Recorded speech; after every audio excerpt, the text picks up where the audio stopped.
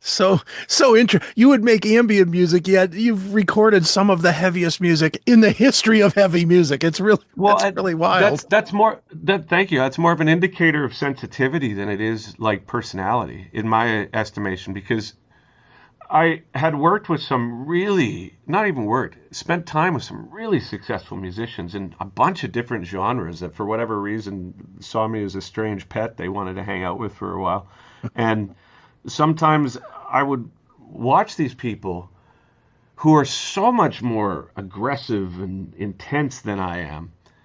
And I'm thinking, why isn't their music nearly as heavy as what I do? And I think it's because those of us who are heavy metal kids, essentially, Yeah. um, it was a way to express intangible emotions that were just so big. And if you perceive the world as being everything's intense, everything is intense all the time. I used to say sometimes people I know of that level of sensitivity, it's like they need an award just for getting out of bed in the morning.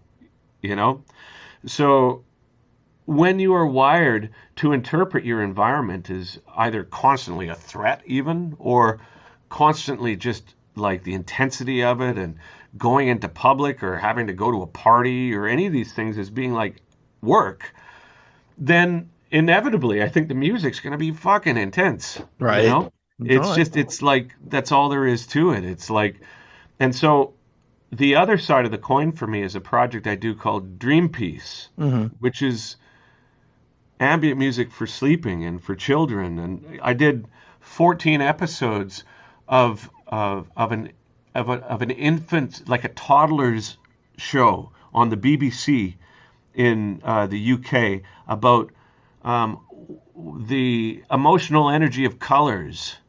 So, and I remember the people at the BBC going to bat for me because other people there had heard strapping and they'd heard the Ziltoid and all these things. They were just like, oh, I don't know if this guy's appropriate for kids. But then when they were listening to Hummer or Snuggles or Dream Piece, they're like, oh, yeah, no, that's exactly what we want. So I would suggest that my tendency to create these disparate emotional expressions is much more of an indicator of just being sensitive than it is being like a sociopath, right?